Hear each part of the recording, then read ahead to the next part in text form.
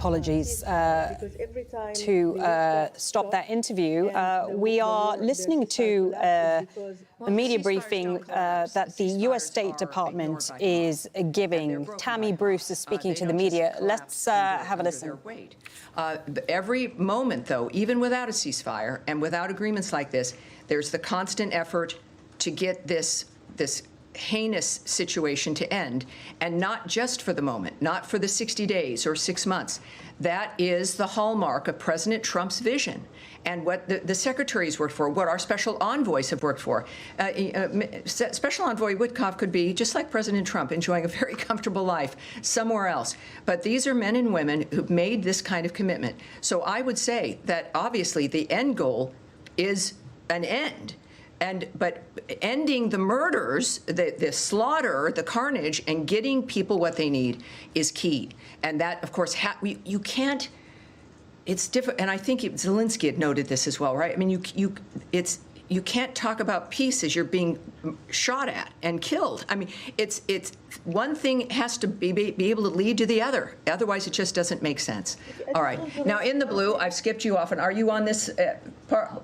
I want to go back to the visa. Visa. All right. Let's get one more question regarding Gaza and yes, in Middle East. Go ahead. Okay. Go ahead. Yes, you go ahead first. We won't go right back. We won't go to visas. We've spent a great deal of time on that. Go ahead. Me? Okay.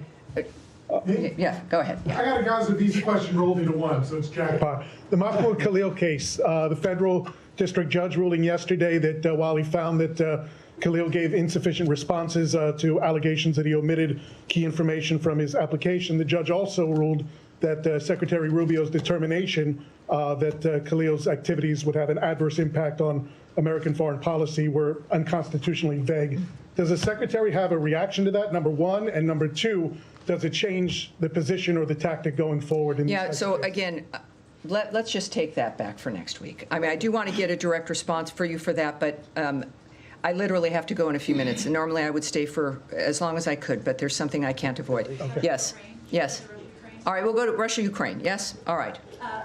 Obviously, the secretary connected with his counterpart in Russia yesterday. In their call, did Mr. Lavrov give Secretary Rubio any indication of whether and when this peace memorandum that Russia promised would materialize?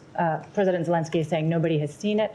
And Secretary Rubio has said it's an important indicator of how serious Russia is about continuing negotiations. So I'm wondering if you have an update. Yes, again, we've said multiple times that we're going to judge Russia based not on what they say, but on what they do. And right now what's happening is not good, right? You've heard that from the president. What I can tell you is Secretary of State Marco Rubio, in fact, did speak with Russian Foreign Minister Lavrov. Secretary Rubio welcomed, as we all did, the exchange of 1,000 for 1,000 prisoners, which happened over the weekend.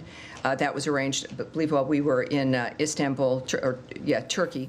The secretary reiterated. That was the U.S. State Department spokeswoman Tammy Bruce speaking there to the media. Let's go straight to Mike Hanna, who is in Washington, D.C. Mike, you were listening into that. Just talk us through the highlights of what we heard there from the State Department.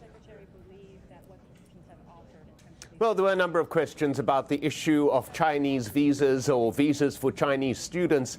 The Secretary of State, Marco Rubio, having announced that the U.S. was going to aggressively revoke such visas, particularly with regard to ties to the Communist Party and what he says as those studying in critical fields. Now, the State Department spokesperson was asked a number of questions about this. She would not elaborate on precisely what this meant. What does it mean, ties to the Communist Party? What does it mean, specific fields or critical fields? She said that each visa is dealt with on merit, and they will not reveal what decisions are taken in terms of reviewing visa applications. However, this is a major issue because at present there are some 270,000 Chinese students in the United States. That's the second most highest number of international students after India. They provide, in 2023, for example, international students provided some $50 billion to the U.S. economy, as well as a vital pipeline for US companies, in particular technical companies. So this could have a major impact just on those issues, but then, of course, also a major impact on relations between China and the United States. But most of that briefing was spent on discussing the Chinese student visa issue. And Mike, the U.S. State Department spokeswoman also touching on the issue of the Gaza ceasefire. What did we hear about that? Yes, once again, very little detail forthcoming that we haven't heard before on the particular Gaza ceasefire. He says that, excuse me, the State Department remains unaware of Hamas accepting the ceasefire.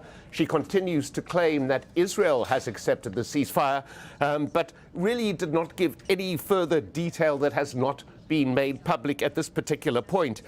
She insists that the U.S. is intent on getting humanitarian aid into Gaza. She says that the Special Envoy, Steve Witkoff, is working hard at getting this aid in, as well as securing a ceasefire. But the highlights of her comments about Gaza is that the U.S. is unaware that Hamas has accepted any ceasefire plan, although she claims that Israel has done so.